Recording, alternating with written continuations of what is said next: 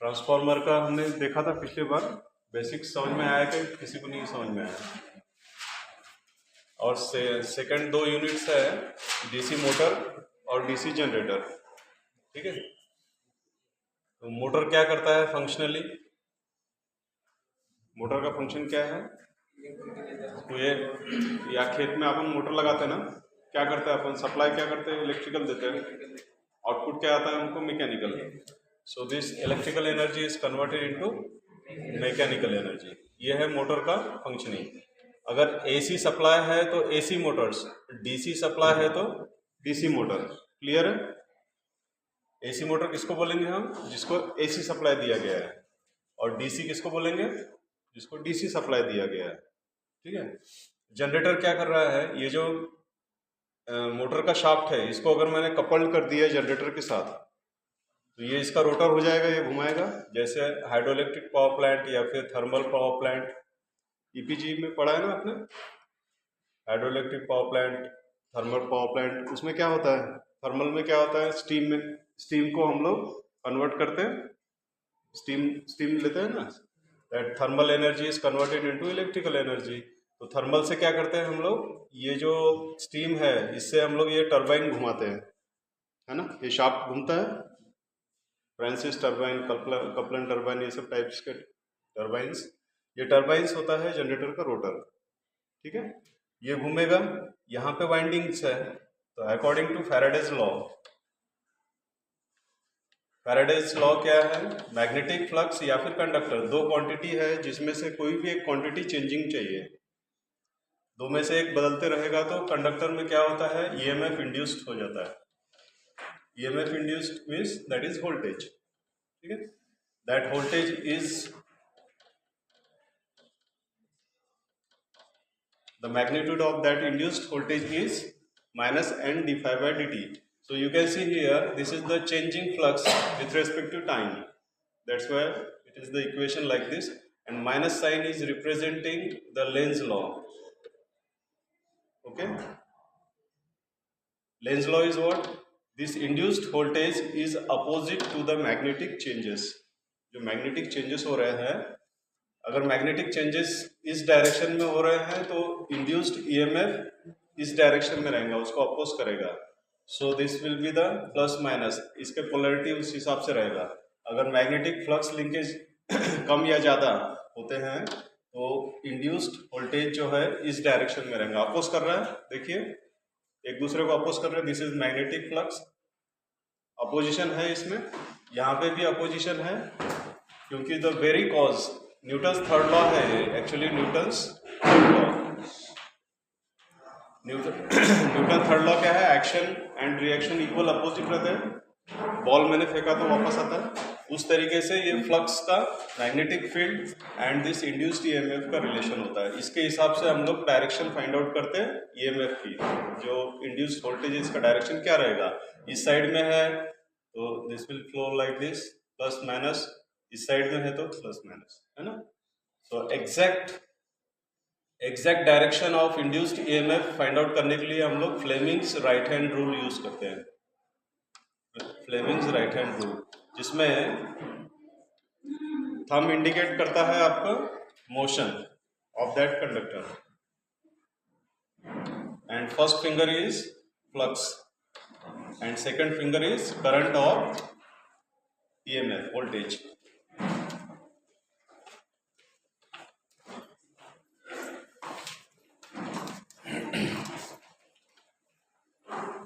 ये करंट की direction conductor में से किस तरफ रहेंगी, उसको फाइंड आउट करने के लिए हम लोग क्या करते हैं? Fleming's right hand rule exact ये सारे फैक्टर्स को कंसिडर करता है, magnetic field, motion of that conductor और ये करंट का डायरेक्शन, इसलिए ये एग्जैक्ट डायरेक्शन आपको बताएगा। लेंज लॉ से आपको पता नहीं चलता है एग्जैक्ट डायरेक्शन, ये इन अप्रोक्सीमेट रहता है इसका डायरेक्शन। तो जनरेटर के लिए कभी भी इंड्यूस्ड ईएमएफ जो है इसको फाइंड आउट करने के लिए फ्लेमिंग्स राइट हैंड रूल क्या है? Fleming's right hand rule. और मोटर के लिए जो motion of that conductor, output क्या है हमारा मोटर का? मैकेनिकल। ये शाफ्ट किस तरीके से घूम रहा है ना। तो इसका जो डायरेक्शन है वो फाइंड आउट करने के लिए Fleming's left hand rule use किया गया है। मोटर के लिए लेफ्ट हैंड और जनरेटर के लिए राइट हैंड रूल्स। अभी एक क्वेश्चन है आपके लिए, Fleming's right hand rule same है, थंब क्या इंडिकेट कर रहा है, ये तीनों भी अगर 90 डिग्रीज में है तो थंब इंडिकेट करता है मोशन। जैसे कंडक्टर है, ये है मैग्नेटिक फील्ड और यहाँ पे कंडक्टर है। अगर इसका मोशन इस तरफ है अपवर्ड्स, ठीक है, और फ्लक्स का डायरेक्शन कैसा रहता है, नॉर्थ टू साउथ, बराबर है। ये हो गया आपका फ्लक्स। तो कंडक्टर में करंट किस तरफ से बहेगा, अप्लाई दिस। मोशन कैसा है, upward, right hand rule, right hand ही यूज करना है आपको, लेफ्ट हैंड नहीं करना है। और इसका डायरेक्शन किस तरफ है, इधर है।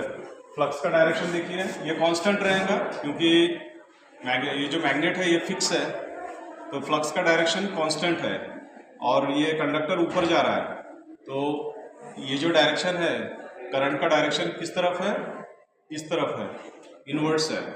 और जैसे ही ये जो कंडक्टर है ये अगर नीचे जाता है तो देखिए फ्लक्स का डायरेक्शन सेम रहेगा और करंट का डायरेक्शन आउटवर्ड्स हो जाएगा।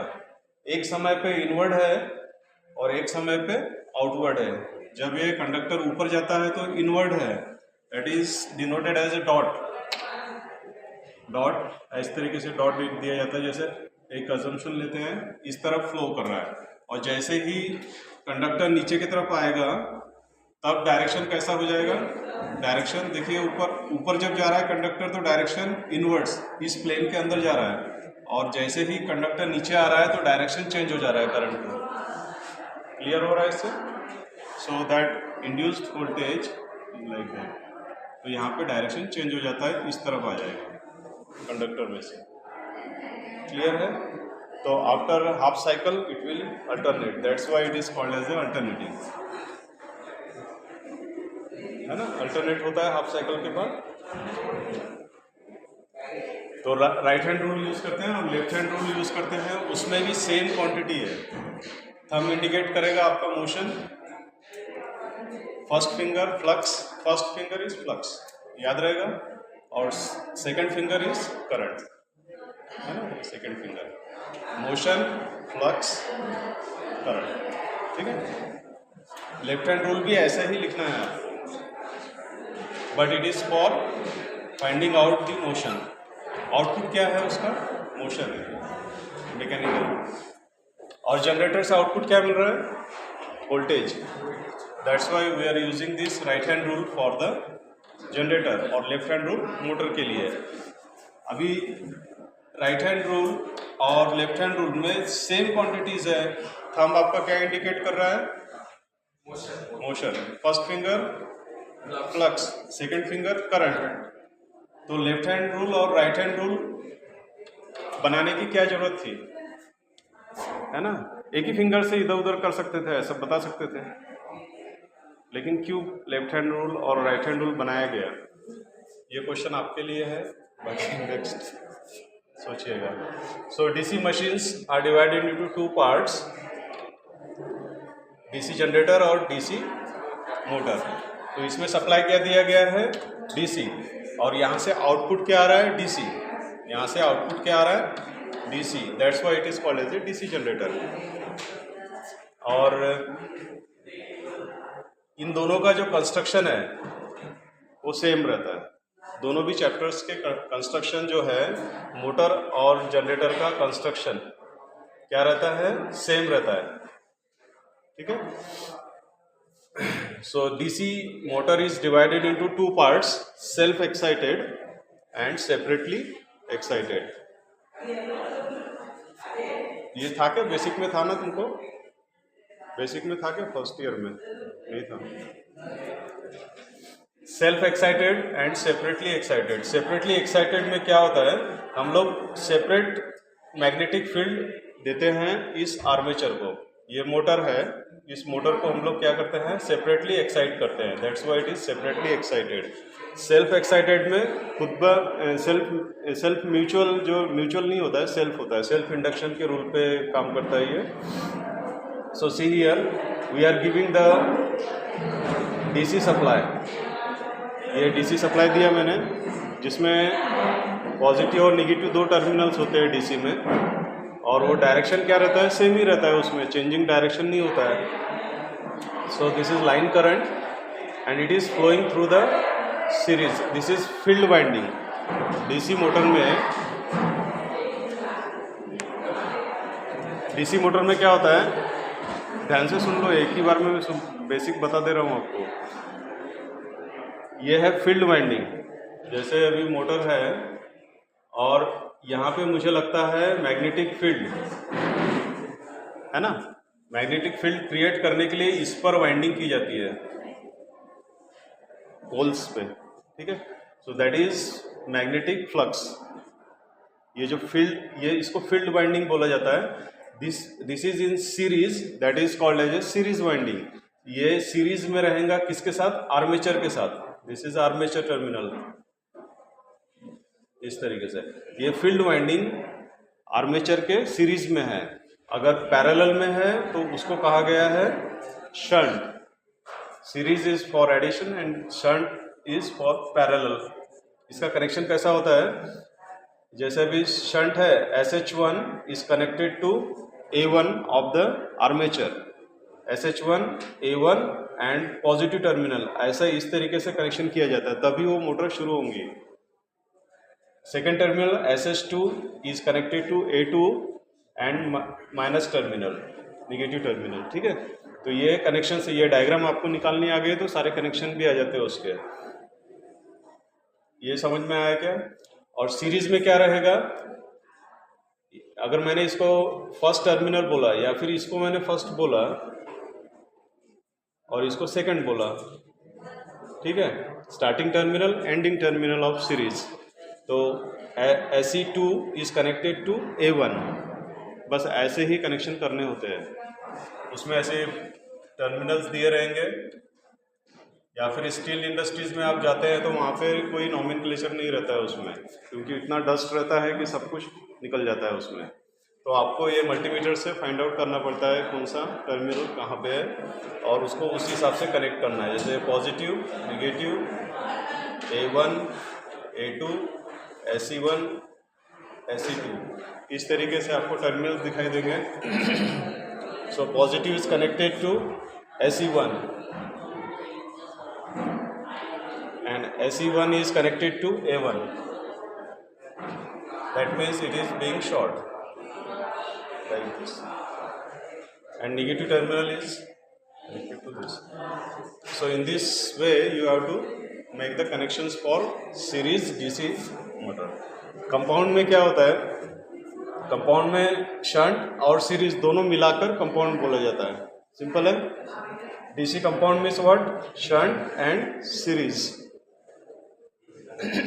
तो इसके कनेक्शंस कैसे रहेंगे, SE1, A1 और SH1, ये सारे टर्मिनल्स पॉजिटिव को जुड़ा है और निगेटिव को क्या है, A2, SH2, ठीक है। तो इस तरीके से कनेक्शन किया जाता है।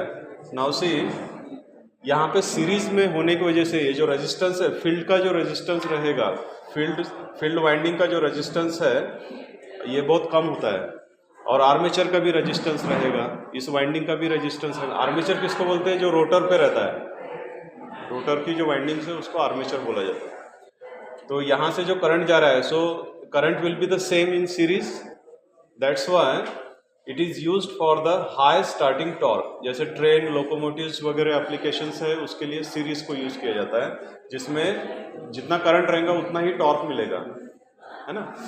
यहाँ पे देखिए आप, शंट में क्या होता है, सप्लाई वोल्टेज क्या है, DC, that is 220 DC voltage, that is fix, constant है ये जो कांस्टेंट है। पैरेलल कनेक्शन में वोल्टेज कभी भी सेम रहता है, जिसके वजह से ये जो फील्ड है इसको वोल्टेज कितना मिलेगा, 220, ठीक है। इस फील्ड को वोल्टेज कितना मिलेगा, 220 and that voltage will directly proportional to magnetic field. जितना वोल्टेज मिलता है उतना ही मैग्नेटिक फील्ड तैयार होता है। सिंपल है। तो ये जो मैग्नेटिक फील्ड है यहाँ पर कांस्टेंट मैग्नेटिक फील्ड तैयार होगा। कितना होगा? कांस्टेंट होगा, क्योंकि वोल्टेज कांस्टेंट है डीसी होने की वजह से। तो यहाँ पे मैग्नेटिक फील्ड जो तैयार होगा वो कांस्टेंट रहेगा। So that magnetic field is that flux is directly this speed is inversely proportional to flux, but flux is constant। यहाँ पे मैग्नेटिक फील्ड जो तैयार हो रहा है वो क्या है? कांस्टेंट है। so that's why this speed will be constant। so shunt motors are used for the constant speed application। इसका यूज कहाँ पे किया जाएगा? जिस एप्लीकेशन में मुझे कांस्टेंट स्पीड चाहिए। देखो यहाँ पे दिया है शंट मोटर का, देखिए लेथ मशीन है, एप्लीकेशन दिया है ना। लेथ मशीन में क्या होता है? लेथ मशीन में मैंने जॉब लगा दिया एक, तो 1 घंटे के लिए मुझे सेम स्पीड चाहिए उस मोटर का, तो वहाँ पे शंट मोटर यूज करेंगे हम लेथ मशीन में, और 1 घंटे के लिए मैंने छोड़ दिया उसको, वो चालू है काम, है ना। इस तरीके से ड्रिलिंग मशीन में ड्रिलिंग करते समय सेम स्पीड चाहिए मुझे, ऐसे कम ज़्यादा हुआ तो जॉब बिगड़ जाएगा ना, है ना। प्रिंटिंग में भी पेपर्स मिल्स ये सब एप्लीकेशंस लिखने के लिए आते हैं आपको 4 मार्क्स के लिए शंट मोटर्स के। सीरीज मोटर क्या है? देखिए electric trains, locomotives, diesel, cranes, यानी जिसको जैसा भी मुंबई गए आप लोग तो लोकल देखा आपने, लोकल स्टार्ट होता है जब तो उसको हाई स्टार्टिंग टॉर्क लगता है, तो एक झटका मारता है ना एकदम जोर से, फिर वो स्पीड पकड़ता है जल्दी से, नहीं तो इतने सारे लोगों को लेकर धीरे धीरे जाएगा वो बैलगाड़ी की तरह। तो उसमें कौन सा मोटर है? Second number, series motor. Series motor लगाते हैं ट्रेन्स में और ट्रॉलीज, जिसमें बहुत ज़्यादा मुझे जर्क चाहिए, जहाँ पे टॉर्क मतलब जर्क, ठीक है। Cumulatives and differential according to the applications वो यूज़ किया जाता है। यहाँ पे देखिए कंपाउंड में दोनों भी फंक्शनिंग रहेगा, कांस्टेंट टॉर्क भी रहेगा और कांस्टेंट स्पीड भी रहेगा, अकॉर्डिंग टू कनेक्शन किया जाता है, जिसमें शॉर्ट शंट आता है। कंपाउंड में कौन सा टाइप आता है? Short shunt. यहाँ पे देखिए डायग्राम में ये जो शंट वाइंडिंग्स है ये क्या है? This shunt winding is connected parallel to the armature. Short में क्या हो रहा है? ये दोनों भी पैरेलल में कनेक्टेड है, और सीरीज जो है वो इन दोनों के सीरीज में है। यहाँ पे देखिए लॉन्ग शंट किसको बोलते हैं? आर्मेचर और फील्ड वाइंडिंग के साथ ये पैरेलल में रहेगा। यहाँ पे सीरीज वाइंडिंग जो है वो अलग से है, तो दिस विल बिकम शॉर्ट। ये जो शंट वाइंडिंग से ये क्या होगी? शॉर्ट होगी ना, as compare to this one. तो यहाँ पे देखिए इसका लेंथ बढ़ गया ना, इस तरीके से आप आइडेंटिफाई कर सकते हैं इसको। तो शॉर्ट शंट कंपाउंड जो है ये इस तरीके से डायग्राम निकालनी होती है, और लॉन्ग शंट, और इनके दो टाइप्स गिरते हैं, cumulative and differential. Cumulative is used for the positive addition and differential use for the subtractive. तो यहाँ पे एडिशन होता है, जैसे कि ये सीरीज करंट है और ये है आर्मेचर करंट और शंट करंट। तो इन दोनों का डायरेक्शन अगर अपोजिट, मैं इस तरीके से कनेक्शन करता हूं कि इन दोनों का डायरेक्शन अपोजिट रहेगा तो फ्लक्स कैंसल आउट होंगे यहाँ से। तो ये जो फ्लक्स कैंसल आउट होता है, तो जब भी जहाँ पे सब्सट्रैक्शन होता है उसको बोला जाता है डिफरेंशियल कनेक्शन। डिफरेंशियल मतलब माइनस, क्यूमुलेटिव मतलब प्लस। तो यहाँ पे क्या होगा? इस तरीके से दोनों भी फ्लक्स का सीरीज और शंट में से जो भी करंट फ्लो हो रहा है इसका डायरेक्शन एक जैसा है, तो ये एडिशन का रोल प्ले करेंगे। यहाँ पे मैग्नेटिक फील्ड क्या होगा? एडिशन होगा, और यहाँ पे क्या होगा? मैग्नेटिक फील्ड सब्सट्रैक्ट हो जाएगा, क्योंकि ये अपोजिट करने की वजह से कैंसिल हो जाता है। Some part will be get deleted. इस तरीके से इसके 3 पार्ट्स है। वैसा ही सेम जनरेटर में क्या होता है? जनरेटर क्या कर रहा है? आपको इलेक्ट्रिकल आउटपुट दे रहा है, जिसकी वजह से यहाँ पे लोड कनेक्ट किया गया है, that is lamp. Resistive load, inductive load and capacitive load, ऐसे 3 टाइप्स के लोड हम कनेक्ट करते हैं इसको। तो रेजिस्टिव लोड लैम्प्स वगैरह जला रहे हैं, तो जनरेटर को क्या करते हैं आप लोग, मैकेनिकल, गांव में आता है ना जनरेटर, उसको ऐसे घुमाते हैं, फिर वो लाइट या फिर रस्सी से खींचते हैं ऐसा। सो इसको मैकेनिकल एनर्जी दिया आपने, यहाँ पे क्या मिला आपको, इलेक्ट्रिकल एनर्जी आउटपुट। तो डायग्राम ऐसा निकलना है, सेम डायग्राम्स वैसी है। सीरीज कनेक्शन के लिए आर्मेचर और सीरीज फील्ड, शंट के लिए पैरेलल, दोनों भी आर्मेचर और सीरीज फील्ड, क्या जो फील्ड वाइंडिंग रहेगा वो पैरेलल में रहेगा, उसको शंट बोला जाता है। समझ गए? ये बताया ना, ये जो मैग्नेट्स है इसके ऊपर जो वाइंडिंग्स रहती है ये हो गई आपकी, और ये आर्मेचर के कनेक्शंस हैं। ये अगर पैरेलल में अगर जोड़ दिया जाए तो इसको बोला जाएगा शंट, और सीरीज में रहेंगे तो सीरीज वाइंडिंग। तो उसके नाम पे ये दिया गया है। कंपाउंड में क्या रहेगा, सीरीज भी रहेगा और शंट भी रहेगा, पैरेलल भी रहेगा और सीरीज भी रहेगा। तो कंपाउंड के कनेक्शंस इस तरीके से हैं। इसमें भी सेम टाइप्स होते हैं, कांस्टेंट। सेपरेटली एक्साइटेड में क्या करते हैं हम लोग, डीसी सप्लाई देते हैं एक बैटरी से, यहाँ पे फील्ड क्रिएट करते हैं, इस फील्ड का यूज करके आपको आउटपुट मिलता है जनरेटर से।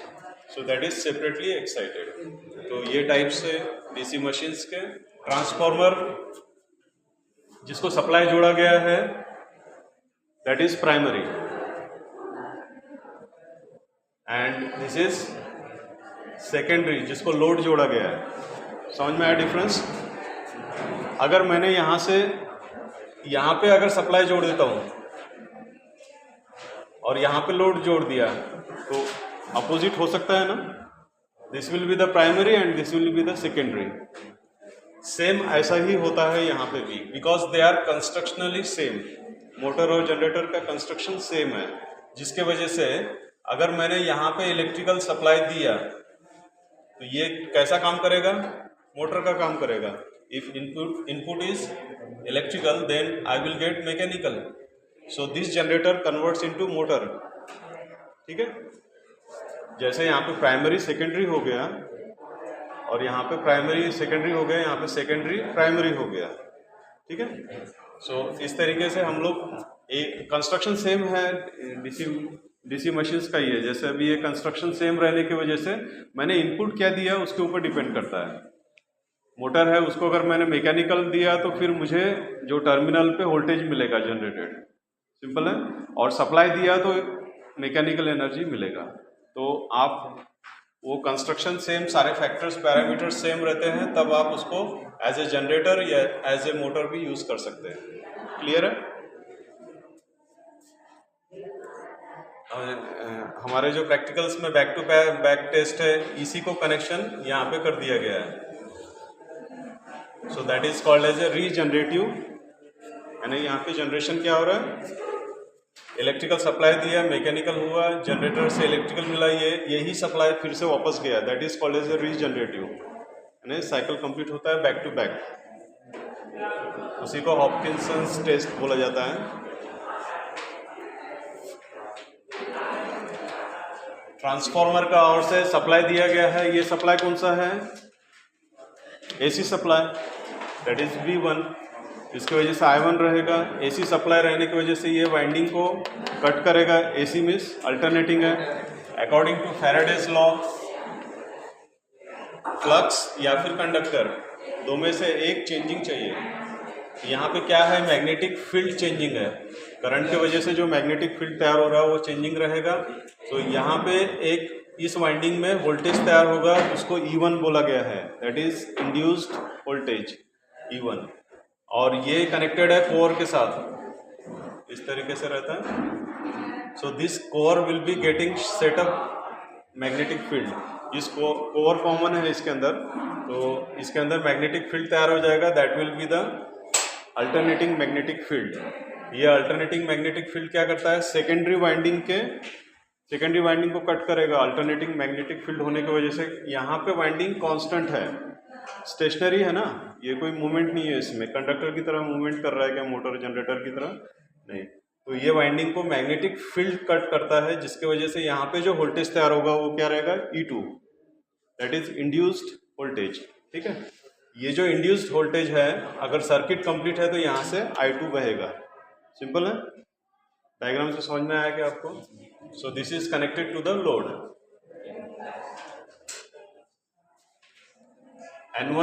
N1 अगर ग्रेटर रहता है N2 से, so we will calibrate like this. N2 मतलब सेकेंडरी के जो नंबर ऑफ टर्न्स है वो अगर कम है तो दैट इज स्टेप डाउन, और सेकेंडरी के नंबर ऑफ टर्न्स ज़्यादा है that means N2 is greater than N1, so that is step up, है ना, स्टेप अप हो जाता है। और ट्रांसफॉर्मेशन रेशो जो रहता है K, that is V2 upon V1, N2 upon N1, E2 upon N1 and I1 upon I2। सिर्फ आपको यहाँ पे I1 अपॉन I2 ये इसके ऊपर प्रॉब्लम्स आती है। So power is constant from Nagpur to Mumbai, ये कांस्टेंट रहना चाहिए ना, पावर ट्रांसफर कर रहे हैं हम लोग। ट्रांसफॉर्मर क्या कर रहा है? पावर ट्रांसफर कर रहा है।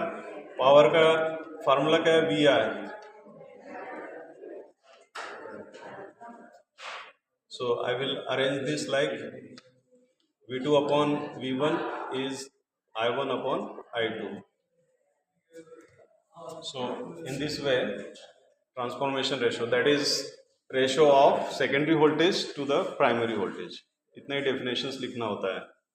voltage ratio और current ratio और turns ratio।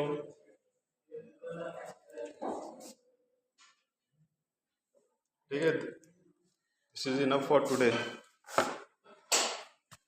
समझ में आएगा? कुछ समझ में नहीं आया पूछ सकते हैं। ये बेसिक है, अभी चल बाकी है। देखा आप लोगों ने सिमेट्रिक्स का प्रॉब्लम्स, 2 प्रॉब्लम्स एटलीस्ट आपके सही होने चाहिए तभी जाके पेपर निकलता है। अगर इलेक्ट्रिकल का टीचर अच्छा रहा तो वो पेपर बैक कर देगा आपका, अगर प्रॉब्लम सॉल्व नहीं किया। ये ECN में देखा ना आपने, प्रॉब्लम सॉल्व नहीं किया तो